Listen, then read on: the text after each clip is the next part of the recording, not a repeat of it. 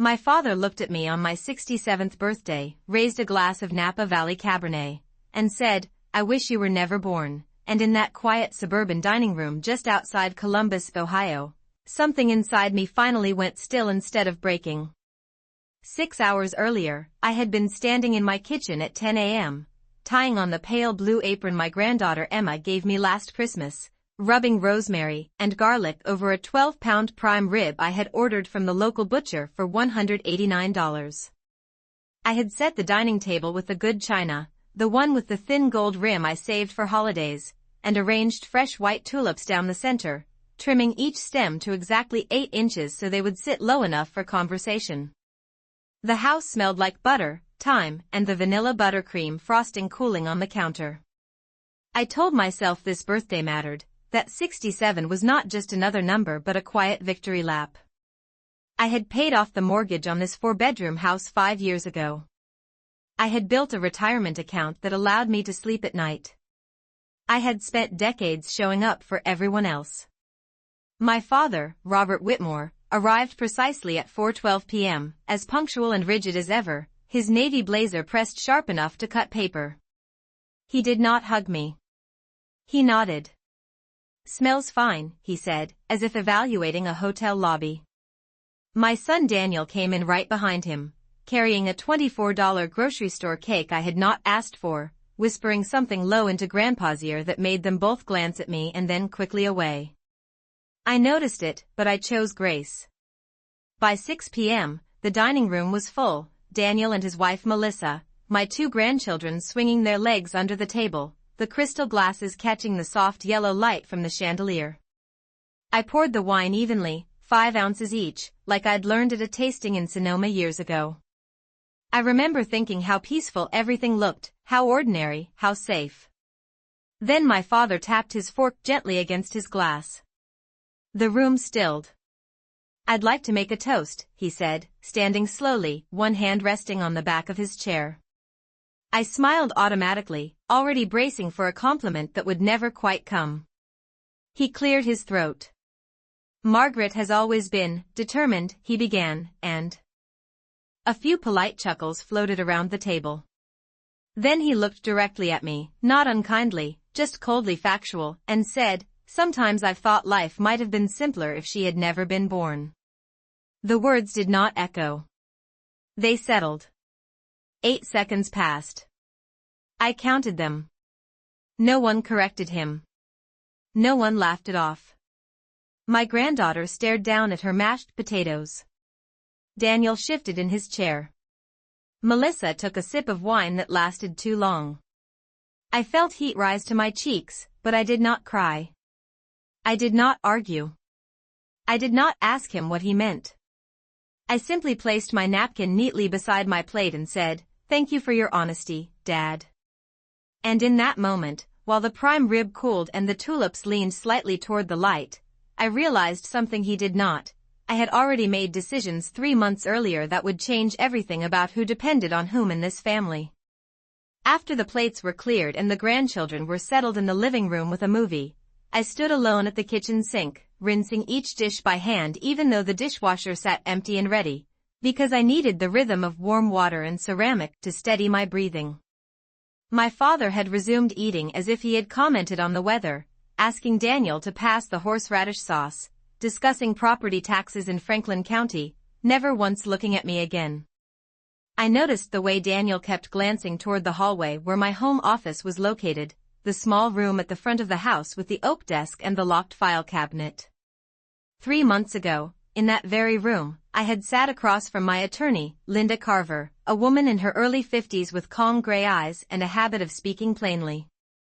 I had scheduled that appointment after Daniel casually suggested over coffee that it might be time for me to simplify things and consider adding his name to the deed of the house in case something happened to me.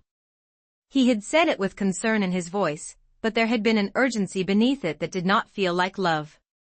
Linda had reviewed my documents carefully, the original deed, my retirement accounts, the modest investment portfolio worth just under $840,000, and the existing will I had drafted 10 years earlier. She asked me one question that stayed with me, "Margaret, Who do you want to feel safe in this house after you are gone? Not who deserved it. Not who expected it. Who I wanted to feel safe.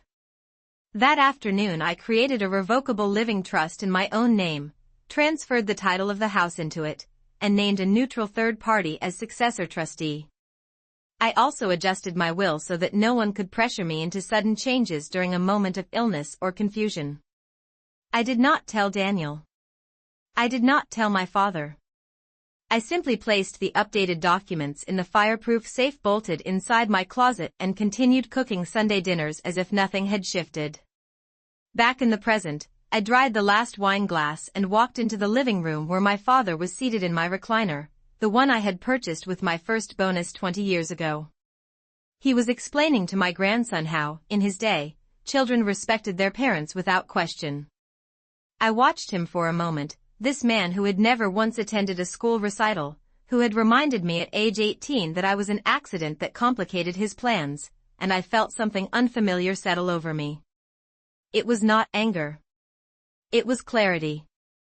When the evening finally ended at 9:47 p.m., Daniel lingered near the doorway as the others stepped onto the driveway.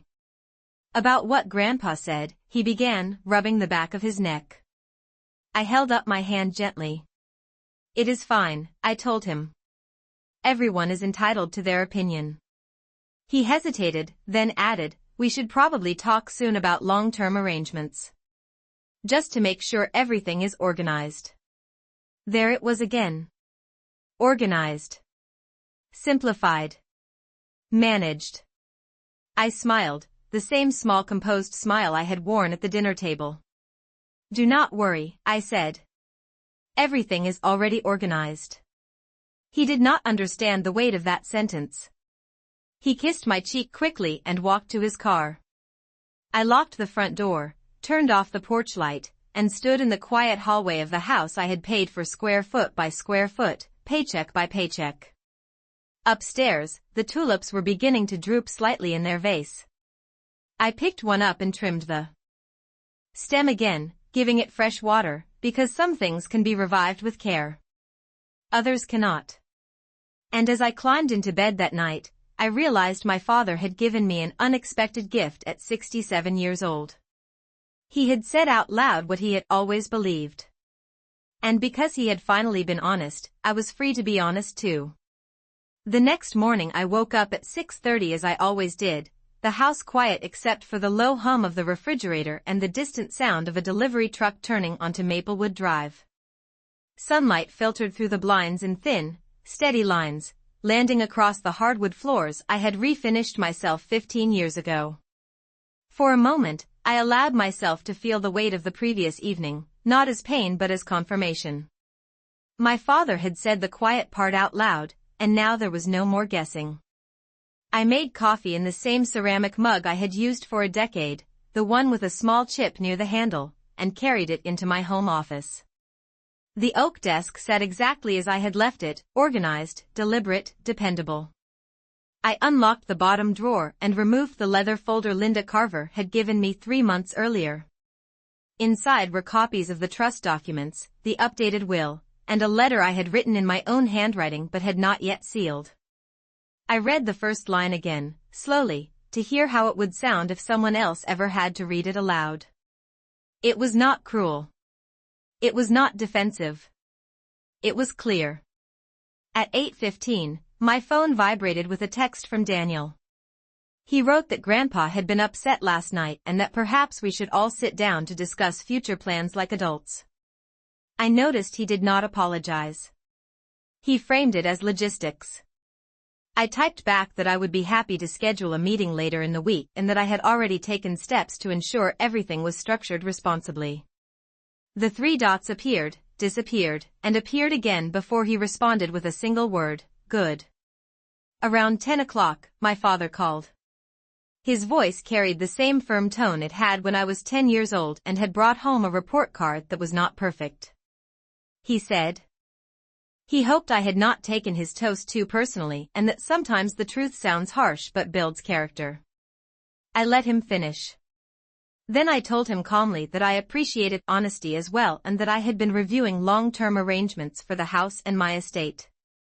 There was a pause on the line, longer than usual. He asked what that meant. I explained that the property had been placed into a living trust and that decisions regarding it would now follow specific legal instructions rather than informal family discussions. He cleared his throat and said that sounded complicated. I told him it was actually quite simple. The house would remain mine for the rest of my life. After that, it would be sold, and the proceeds would be distributed according to written terms that protected everyone from misunderstandings. He did not ask for details. Instead, he reminded me that family should rely on each other, not paperwork. I almost smiled. For decades, I had relied on hope and approval. Paperwork, I had learned, was steadier.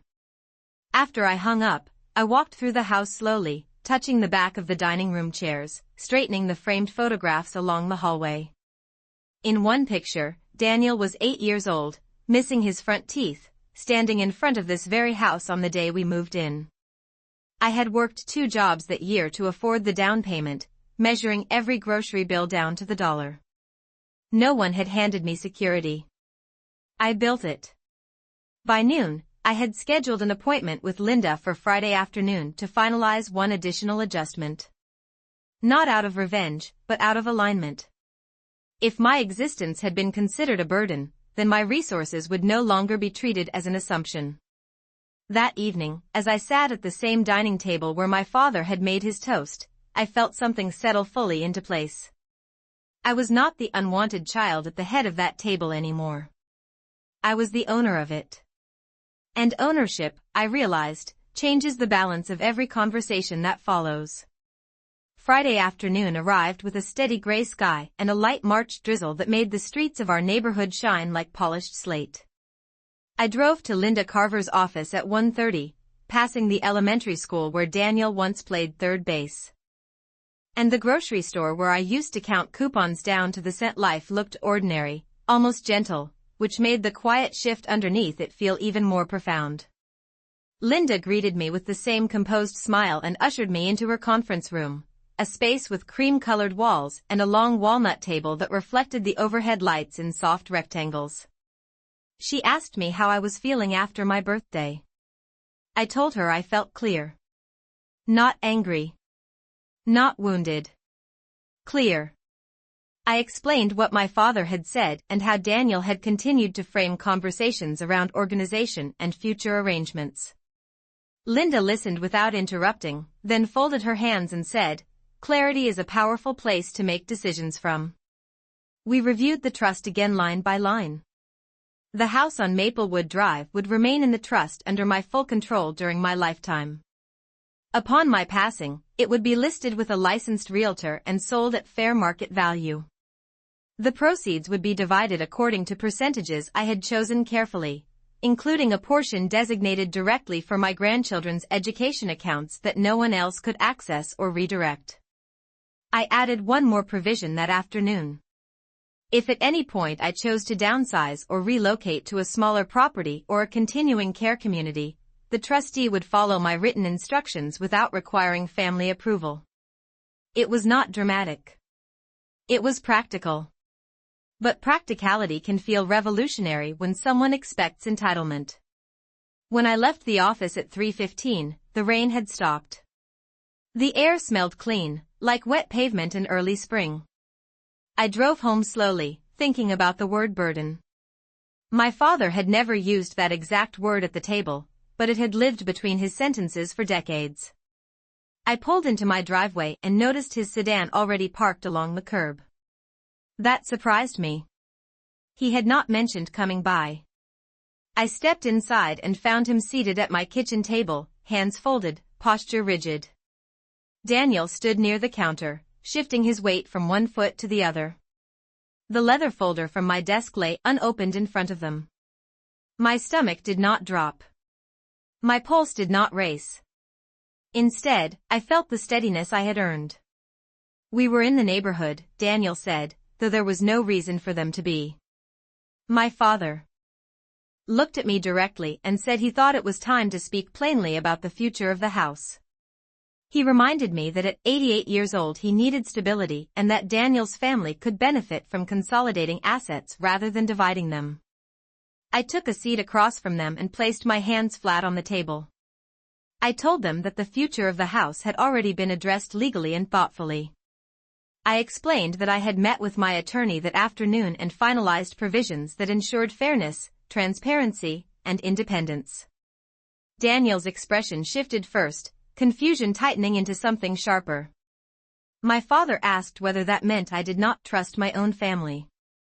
I answered carefully. Trust is strongest when it does not rely on pressure. The room grew quiet. Outside, a delivery truck rolled past, its engine low and steady.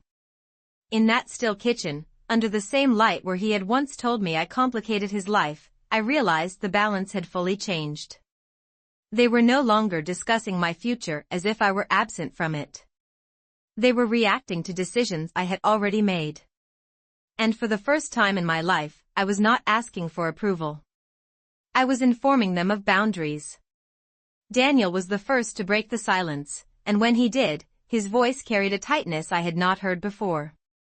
He said he thought we were overcomplicating something that should stay simple, that families should not need legal layers between them. My father nodded slowly beside him, as if this were a boardroom discussion instead of my kitchen table. I listened without interrupting, noticing how easily the conversation centered on efficiency and consolidation rather than respect. I reminded them that simplicity had never protected me in the past. Hard work had. Planning had. Documentation had. Daniel leaned forward and asked whether the trust meant he would not automatically inherit the house. I answered honestly. I explained that the house would be sold at fair market value after my lifetime and that the proceeds would be distributed according to structured percentages, including protected education funds for Emma and Jacob that could not be redirected for other purposes.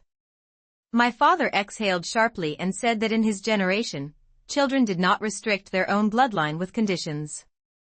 I met his gaze steadily and said that in my generation, women who built assets were allowed to define how those assets were handled. The words were not loud. They were firm. Daniel stood and began pacing slowly between the counter and the refrigerator, calculating in his mind. I could almost see it. He asked whether I was planning to move out soon, whether this meant I intended to sell while he and Melissa were still renting their townhome across town. That question told me more than any confession could have. I told him that if I ever chose to downsize or relocate, the decision would be mine alone, based on comfort and health, not convenience for anyone else. My father shifted in his chair and said that at his age, stability was important, and that he had assumed he would remain in this house for the rest of his life. I reminded him gently that I had never signed a contract promising that.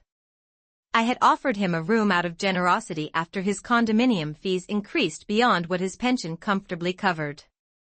I had covered his utilities, his prescriptions, and the cost of the adjustable bed in the guest suite without asking for reimbursement. I did not say this to shame him. I said it to clarify history. The air in the kitchen felt heavier, but not chaotic. It was the weight of truth settling into place. Daniel eventually stopped pacing and asked what would make me reconsider. I told him there was nothing to reconsider. The documents were complete. The structure was balanced. The grandchildren were secure.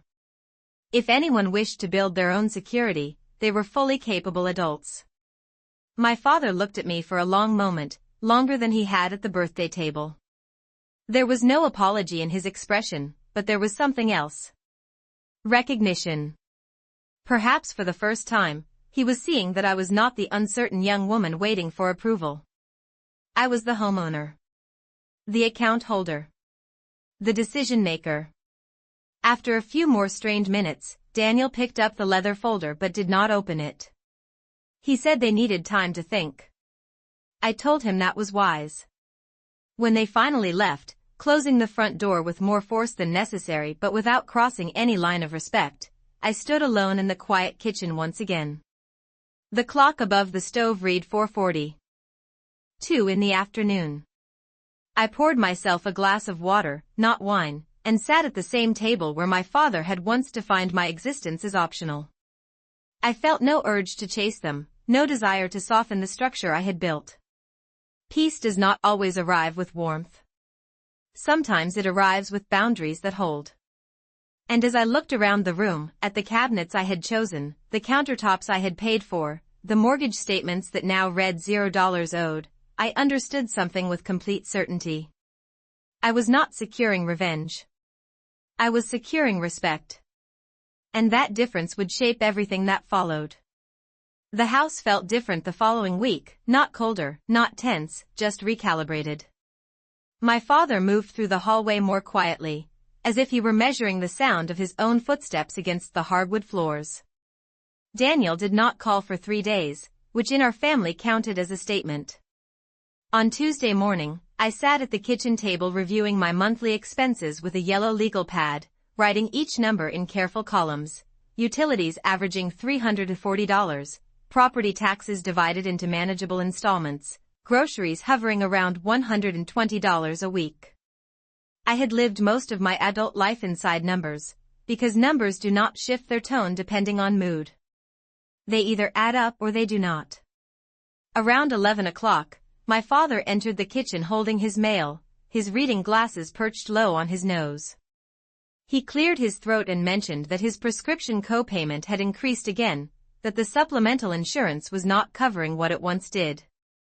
In the past, I would have immediately reassured him, perhaps even written a check without finishing my coffee. This time, I listened fully before responding. I told him I was willing to help review his budget and explore options, including senior living communities that offered structured medical support within a predictable monthly fee. He stiffened at the phrase senior living community, as if I had suggested exile. I explained calmly that several well-rated facilities within 15 miles offered private apartments, dining plans, transportation, and social programs, all within a range of $3,000 to $4,000 per month depending on level of care. I told him that stability, the word he valued so highly, often came from planning rather than assumption. He asked whether I was trying to move him out. I answered honestly that I was trying to ensure both of us had sustainable futures that did not depend on emotional leverage. He did not respond immediately. Later that afternoon, Daniel finally called. His tone was softer than before, but careful. He said he and Melissa had discussed the trust and felt blindsided. I told him that blindsided was how I had felt at my own birthday dinner. There was a pause long enough for truth to breathe. He admitted that they had hoped to eventually move into this house to save for the children's college tuition, especially with rising costs projected to exceed $40,000 per year at many universities. I reminded him that I had already secured education accounts specifically for Emma and Jacob, protected and earmarked for tuition only. What I had not secured was my own emotional well-being until now. Daniel asked whether there was any scenario in which I would transfer partial ownership while I was alive. I told him no. Not because I did not love him, but because love should not require surrendering stability. After the call ended, I walked into the guest suite where my father's belongings filled the dresser drawers. I looked at the framed photograph on his nightstand, one of him in his Navy uniform at 22 years old, proud and certain. I understood that control had defined much of his identity. Perhaps that was why my independence unsettled him. That evening at dinner, the conversation remained polite but restrained. My father commented on the evening news and the rising interest rates, then finally said, almost reluctantly, that perhaps reviewing senior housing options would not be unreasonable. I nodded and told him we could schedule tours the following week. The shift was subtle but unmistakable. The house was no longer operating on inherited hierarchy. It was operating on clarity. And clarity, I had learned, does not shout. It simply stands its ground and waits for others to adjust. The following Thursday we toured the first senior living community 15 minutes from Maplewood Drive, a red brick building with white columns and neatly trimmed hedges that looked more like a small college campus than a facility. My father wore his gray wool coat and carried himself with the same rigid posture he had maintained his entire life, but I noticed his eyes scanning everything carefully, measuring, evaluating. The director greeted us warmly and explained the monthly structure in clear terms: $3,600 for a private one-bedroom apartment, including utilities, 2 meals per day, transportation to medical appointments within a 10-mile radius, and organized social programs. She spoke about predictability, about removing uncertainty from daily life. I watched my father listen. For the first time, he was not in control of the room. He was a participant. We toured a model apartment with a small kitchenette, a walk-in shower with safety rails, and wide windows that allowed afternoon sunlight to fill the space. It was modest but dignified. I could almost see him there, reading the newspaper in a recliner that was not mine. On the drive home, he remained quiet until we stopped at a red light near the pharmacy he frequented. Finally, he said that perhaps independence did not always mean staying in one place. The admission was small but significant. I told him that independence sometimes meant choosing stability before it was forced upon you. That evening Daniel called again, asking how the tour had gone. When I described the facility and the costs, he grew thoughtful. He asked whether the trust would cover any transitional expenses if Grandpa decided to move. I explained that the trust protected my assets for my lifetime and for the structured distribution afterward, but that I was willing to assist with initial relocation costs as a personal decision, not an obligation. The distinction mattered. Daniel paused before saying that he had not realized how much long-term care actually cost. I told him most people do not think about it until they have to. The following Monday we toured a second community, slightly more upscale, with landscaped walking paths and a small library overlooking a pond. The monthly rate was $4,200, but it included on-site nursing support and weekly housekeeping. My father spent several minutes standing by the pond, watching a pair of ducks glide across the water. When he spoke, his voice was softer than I had heard in years. He said he had always assumed he would end his life in a home that belonged to family. I answered gently that belonging is not defined by property lines. It is defined by respect. He did not argue. 2 days later, he told me he preferred the first community, the one with the simpler layout and lower cost. He said it felt efficient. I recognized that word. Efficient had once been used to justify my own displacement in conversations about the future of this house. Now it described a choice he was making for himself. We scheduled a move-in date 6 weeks out to allow time for paperwork and downsizing. That night, after he went to bed, I walked through the guest suite and began listing items that would transfer with him and those that would remain. The adjustable bed I had purchased would go. The heavy oak dresser that had belonged to my mother would stay. I felt no triumph in this transition. Only balance. The house on Maplewood Drive felt steady again, not because someone was leaving, but because decisions were finally aligned with ownership. And as I stood in the quiet hallway, I realized that what began with a sentence meant to diminish my existence had unfolded into something entirely different. I was no longer reacting to what others believed about me. I was shaping the structure of my life with intention, one deliberate decision at a time. Move-in day arrived with clear skies and a mild breeze that carried the first real hint of spring through the open windows of the house on Maplewood Drive. My father had packed his belongings into labeled boxes over the past 2 weeks, each one sealed with deliberate care, as if organization alone could preserve authority.